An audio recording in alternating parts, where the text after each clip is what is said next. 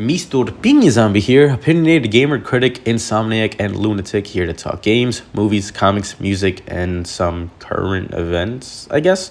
Just a safe space and safe place to talk anything and everything. And play the intro or whatever. Put me in a blender till I render you unconscious. Little letter, no sender, cause you know I'm so obnoxious. Listen to this podcast if you're bored of you like nonsense. Music, news, movies, mini games, and even comics. Welcome to the Piña Zombie Podcast. Woo! Hello, fellow insomniacs. We are back with episode 5, titled Cold Nights and Bloody Swords. But before we jump into the topics of the day, I want to get some apologies out of the way. One, I am sorry I didn't come out with this episode around midnight yesterday, as per usual. And to those saying, I honestly didn't even notice you dropped these off around that time, fair. But to those of you, few who did, know that I am sorry. And number 2, more specifically, to one of my listeners whose name shall remain anonymous, I was given a special request to do a podcast on the Yolanda and Selena special. I promise I will get into everything Selena and Yolanda in next week's episode titled Anything for Salinas. Also, if you have any requests as to what I should review, be it music, movies, games, or shows, throw in my direction. I'm a janky, jokeful jukebox, baby, and I take requests.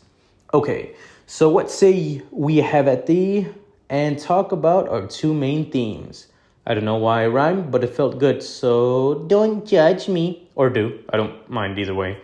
We'll start the show by delving into the season/series finale of True Detective Night Country, which just finished this past Sunday. Then use our shinobi prosthetic to grapple on into Sekiro, Shadows Die Twice. Don't worry, no major spoilers for either. And I know, Sekiro is like 15 years old. I am well aware. But I'm one of those gamers that has hundreds of games still on my backlog. So I sympathize with the ones who haven't beaten it yet. Hence, the spoiler-free review. Night Country. Okay. Look, I'm not sure if anyone felt this way, but this season started off with so much promise, so much potential. But somewhere in the middle, it slowed down. It got frozen in place, and it never really thawed out. Even if the ending was thought out, it didn't feel quite satisfying. The story was being pulled into so many different directions that all eventually fell flat. I think the shortened season was detrimental to the show. Most seasons for True Detective are about 8 episodes, while this one was only 6. The pacing seemed to move slow while mid-season, which is fine, so long as it gradually built up by the end. But then the season finale just ramps up in the last 10 minutes, and it feels kind of forced and kind of shoehorned in. I'll talk some characters and then some pros and some cons about the series first. So I think we needed more backstory with Jodie Foster's character. She's a real hard ass throughout the series, and she willfully admits that she hates everyone. But I think we needed to see more of how she was before she became a hard ass. We get very few glimpses, but I think we needed more. Kylie Race's character was solid through the entirety of the series as well, but I feel like her ending was kind of out of nowhere. She's afraid of seeing spirits or being schizophrenic because it runs in the family, but then nothing really comes of it.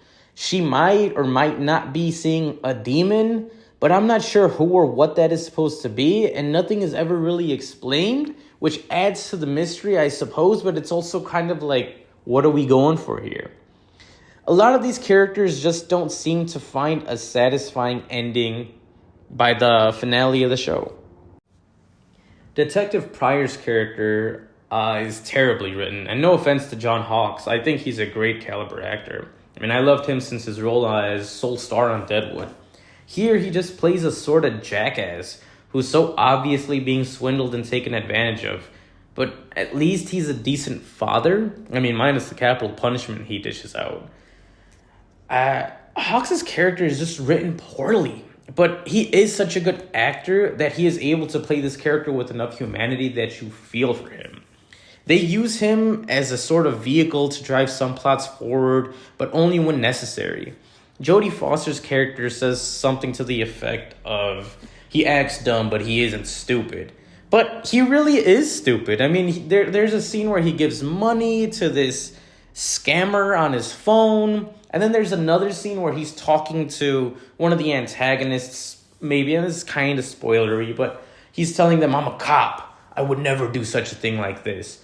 And then, like, quite literally in the next scene, he does it with no remorse, no hesitation, and he just goes through with it. He's someone that's used for the convenience of the show to add drama and tension to it, but he seems like just a ploy to move the show forward whenever they needed him. I will say he is absolutely essential in this show, though, because there's this one scene where he's singing a song called No Use on acoustic guitar, and it is probably one of the best scenes in the show, full stop. That guy has some lungs. I didn't realize how good he could sing, but it's a very, really cool part of the show. Next up is Leah Danvers, and I kind of even hesitate to put her on here, but I mean, I guess I will. No offense to the actress. I mean, I think she did well with what she had, but she didn't have anything. She plays a stepdaughter of Jodie Foster's character, and she's just lazily thrown around whenever the show needs something. Again, something for Danvers to be mad at, but I guess to also show also show what the townsfolk are going through when it comes to the pollution of the mines. She becomes kind of this protester trying to fight with the public against the big bad corporation, but it kind of just goes nowhere. It doesn't lead to anything, and it's kind of just done away with by the end of the series. And then we get to Pryor, John Hawkes' son in the show. Pryor. Poor Pryor. Finn Bennett plays Peter Pryor, John Hawkes' son, as I said. Poor kid is shat on through the entire series and doesn't get the respect or the praise he deserves at all. He is, I'll say it though, if they ever make a Resident Evil movie with Leon as a rookie cop, he'd be perfect for the role. He looks like old school Resident Evil 2 for the PlayStation 1, Leon as Kennedy, what do we have here? He looks exactly like that guy. So scoop him up if you guys are going to make a good Resident Evil movie, not a bad one. And when I mean a good Resident Evil movie, I am also trash talking the animated films as well, just as much as Welcome to Raccoon City. I will not be trashing the Mila Jovovich, Paul W.S. Anderson movies, though, because even though we can agree they are not good Resident Evil movies, they are a ton of freaking fun, and I will defend them until my dying breath. Other characters and definite nods to go to Kylie Race's love interest in the show, and also her friend who lives out in the middle of nowhere. These characters remain immaculate throughout the entire series, which is not to say that they are just good guys, but more to say that whenever they are on screen, they are a ton of fun to watch, and overall very cool characters. The show at the end just has a lot of threads being pulled, and most of them are just dead ends. They get Eccleston, who is awesome, and he's another great actor, and he's Jodie Foster's his boss, but he's wasted. He doesn't do anything. He comes out maybe for like a total of 15 minutes throughout the entire show. There's this big bad company that arises in the show, and they don't really do much. The protests don't really amount to anything. There's just a lot of stuff that doesn't go anywhere. Again, I think it's because the season was shorter and they tried to wrap it up too quickly, but it really was detrimental to the entire show. So let's get into the pros and some cons about this show. The pros is it's a solid, albeit flawed, outing for Issa Lopez, taking on the daunting responsibility of taking over a show which I might add carries a lot of clout. All the actors here came to act, and they do their job to the best of their ability, and it shows. So they all try their hardest. It just falls a little flat. So the cons, as we're getting to them, there's just a ton of wasted potential here. Wasted characters, a lot of threads leading nowhere, as I said before. Some rushed storylines, some rushed character development. It feels like it was meant to be a slow burn, then forgot it had 2 less episodes than they originally thought. So they kind of just sped it all up, and we got what we got. I guess the question people are asking, or would ask, is it worth a watch? Yeah. I mean, I still think that even though it doesn't have satisfactorial conclusions for most of the characters, I think the mystery is fun. I think it's in a cool setting, and everyone does try their best. It has a very strong start, and at the very least engages your mind and imagination. So I think you should give it a watch. You might be able to just watch the first couple of episodes and be like, you know what would have been cool this. That's what it does. I think that's what it does well, is just engaging your imagination and being entertaining in the fact that you don't really see a lot of shows in Alaska. It's a creepy freaking atmospheric place, and it's fun to just see how people live out there, even if it isn't a show. So for those aspects, I think it's worth a watch. But with that being said, let's go in from the cold nights of Night Country and on to the blood-drenched sword carried by Wolf on his quest to keep the Iron Code, or break it. Sekiro, Shadows Die Twice is FromsSoftware's feudal Japan shinobi samurai revenge action game. FromsSoftware is known for making extremely difficult games like the Dark Souls series.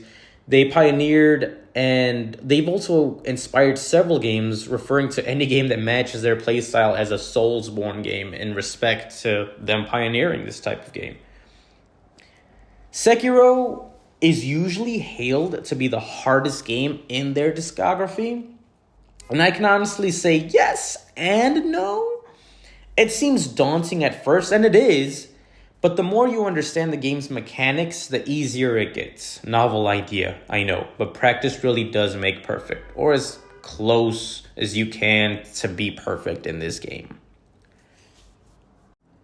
I still have yet to finish Sekiro, but I am nearing the conclusion, and I can say that I am addicted. I want to complete it and beat it, but I'm not sure if it's because I'm competitive / a completionist, or because I'm really enjoying it. So I'll break this game down to 3 things: story, exploration, and combat. And maybe we can find out together if I really enjoy it or not. And hopefully you guys can, derive what you want from it and take a crack at it as well. So we start the game as an in-game character with a backstory, not a Tarnished or an Ashen or an Undead or whatever that is usually the case, but a character that goes by the name of Wolf. He's orphaned during a bloody war and taken in by a monster of a shinobi named Owl. You are trained in the ways of the shinobi and follow their law known as the Iron Code. You are tasked to protect a young prince named Lord Kuro. The castle comes under attack and you try escaping with the child in tow, and surprise, surprise, you fail. And that's where the game starts. The game continues after that several years later, and we find Wolf as half the man he used to be. Quite literally, because he is missing an arm and has given up on his mission. For whatever reason, he decides his job isn't done and goes to seek out Lord Kuro after he finds information that Lord Kuro is still alive. The game takes several twists and turns from then on, but it's pretty straightforward and thankfully voice acted throughout. This is a very linear game compared to FromSoft's previous work, and I think it benefits from it immensely. It's not as ambiguous or as ominous as the other games, and I like that a lot. Sometimes you just want to play a straightforward game with a clear story. People kidnap my prince, I must kill my way to him. That's freaking dope. So that's sweet. I'm on board fully. The story for me is as good as it can be. It does its job, it's easy to follow, again, it's voice acted, and there's enough quirky and unique characters throughout to make it interesting and strange enough to satisfy that FromSoftware itch. Moving on to the movements and the exploration aspect of the game. Let me start off by saying they have cool ideas and cool settings. a winter wildland, a burning village, an undead town in Mibu Village. The settings are dope. They truly are. But traversing them is another thing entirely. Here's where the fan base is going to get mad and yell, "Get good!" But say what you will, I witnessed many problems firsthand. The first of many is the grappling hook. There are many times when my grappling hook is prompted to be used, but then it can't be. There are sweet spots you need to reach before you can use your grappling hook, and it's unclear exactly where you need to stand to be able to use it. Sometimes you need to just make blind faith leaps and hope that it works. Sometimes it does, sometimes it doesn't. They also have other traversal abilities like jumping wall to wall, very old school Shinobi from the Sega Genesis style, but it's utilized like 3 times, which begs the question as to why they even put it in there. Wall jumping in general feels pretty lame to me, like there isn't much weight to it, and the leap isn't very high. There's plenty of times where you are trying to reach an elevated platform, and even though there is a designated grab button where Wolf can lift himself up over a cliff or an edge, he can't grab on to several surfaces. It has to be a very specific flat edge. And these might seem like little small things, but when you're being actively shot at or attacked by multiple enemies, the minor issues become glaringly major. All in all, exploration works well in theory, and once you know the map design and the level in and out, it does become fun, but god damn, is it a slog, and a ton of error to get there. The game seems purposely and ridiculously hard for the sake of being hard. And I don't know why they would do that. This will put off most people. I mean, it did for me for a long time. I mean, I like the areas, I just don't like the mechanics in the game. Some seem underutilized, others seem like they don't work when you need them to, and others just force you to attack a situation in the way that the developers wanted you to, instead of doing it however you wanted to.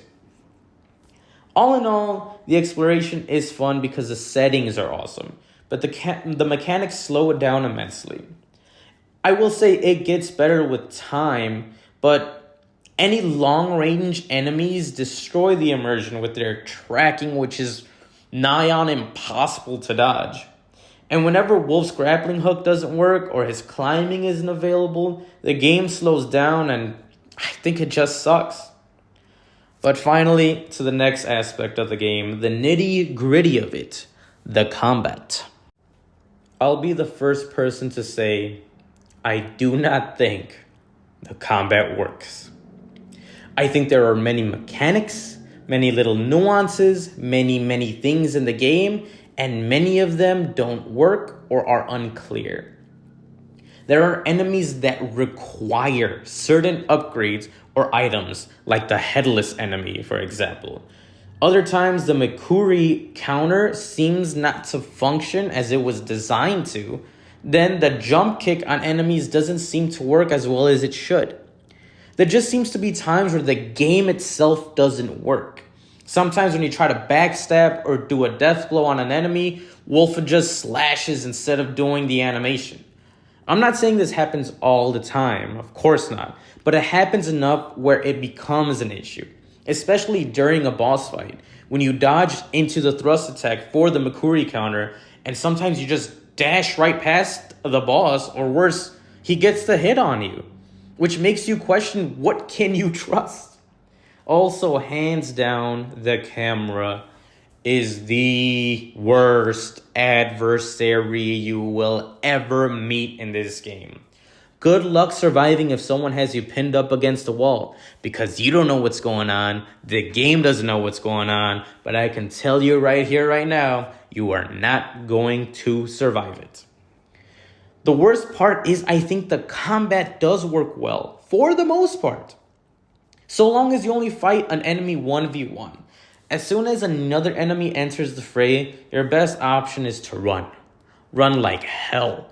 Run away. Keep on running until you hit another checkpoint. The enemies with long-range weaponry have impeccable aim and tracking, so they just flat out suck to deal with whenever they're on screen, or even when they're not, because they can aim at you from miles away. Whenever you are fighting them, my advice is just to run as fast as you can. Boss fights are epic, but the mechanics, the camera, the abilities you need really hinder the fights, in my opinion. I think the Dark Souls-esque fights work better because it has to do with just skill and that alone. There isn't a reliance on abilities and or items. I mean, one of the bosses in here requires you to remember you can jump up, catch lightning with your sword, and then redirect it. Which sounds badass, looks pretty cool, but if you didn't read that or you skimmed over it, you probably never beat that boss and you gave up. And for those of you saying, well, you shouldn't be glossing over things, or you shouldn't you shouldn't skip over things. Yeah, but also if you click A on accident, sometimes you're just trying to move on with the game because you're having such a good time playing it, or maybe you're not paying attention because someone's talking to you. You know, life does interrupt. And if you forget that, well, you're kind of screwed unless you look it up and find out how the hell do I beat this lightning guy. So I'll say with stuff like that, they need to be ironed out a little bit. I will say the game does open up near the ending. It gets immensely easier. There is no way for people to really grind and become stronger, which I can appreciate. But every time you do defeat a boss or a mini boss, you get rewarded with these prayer beads that if you get 4 of them, you get increased life and posture. Or if you beat a real like big boss, not a mini boss, but like an actual boss that you need to progress through the story, you get a stronger attack. So things like that help make the game easier, where you finally get strong enough that when you fight someone, it feels like an even fight. When that happens, the game does feel way better. It feels great. I honestly believe the game gets better upon New Game Plus and after, but before that, it just feels cruel. Once you know how the game works and all of its nuances and all of its mechanics, what works and doesn't, it's fun. But until then, I think the game just feels painful and like a lot of work. Some things that could have just been dealt with easier, some mechanics that they could have just etched in. There's a training dummy character in the game who you can practice your abilities on, your moves and stuff like that. That's very interesting. What would have been cool that you could have added in is he should have given you pointers. Like if you keep dying against a certain boss, he might tell you something like, you know what, I heard that this type of prosthetic shinobi arm is pretty useful for enemies like this. Just to like give you some advice as you play the game, and you could just immerse yourself into it and you can just do things you never thought of before. I think the game needs to play a little bit more with that. With as linear as it is, it should show you some of the nuances. I mean, I can appreciate you investigating and figuring things out yourself, but for as linear as it is, as I said, I think they could have been a little more hand-holdy in some of these events. However, I would like to say for anyone who thinks this game is perfect and the combat is perfect and that it's a masterpiece, I think that's freaking awesome. At the end of the day, if you're enjoying the game and you think it's awesome, I am not trying to take anything away from it or you or anything. These are just my opinions, and if you're in the same boat as I am, I just want you to know you're not alone. So those of you who love the game, do not let me deter that at all. To those of you who don't, I can empathize. And to those who are on the fence, I think you should give it a go. Even if it kicks your ass, it does get better the further you make it. I mean, I highly suggest if you are not enjoying the game even a little bit, by the time you get to Senpo Temple, then I think you could stop playing it.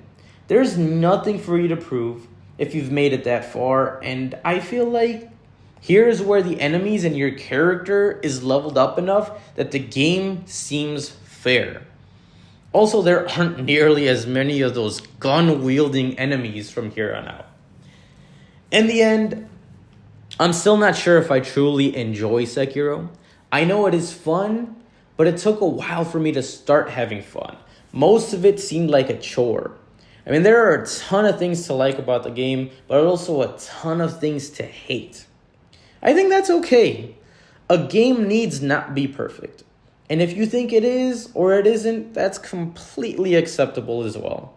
I think it's worth checking out, but I will be the first to complain about its several flaws. That's my take on Sekiro Shadows Die Twice, but it's completely okay if you die plenty more than that in the game.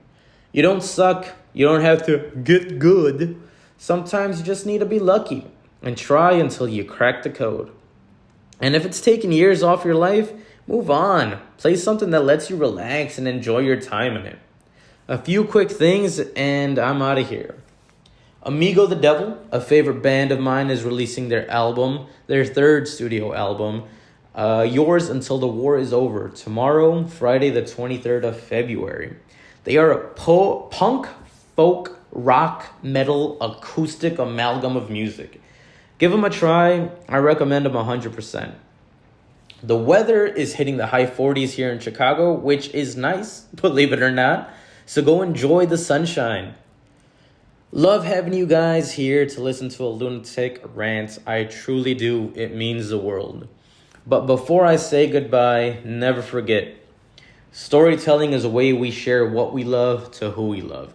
So go play, watch, read, write, listen, and tell your stories. I'll catch y'all on the next one.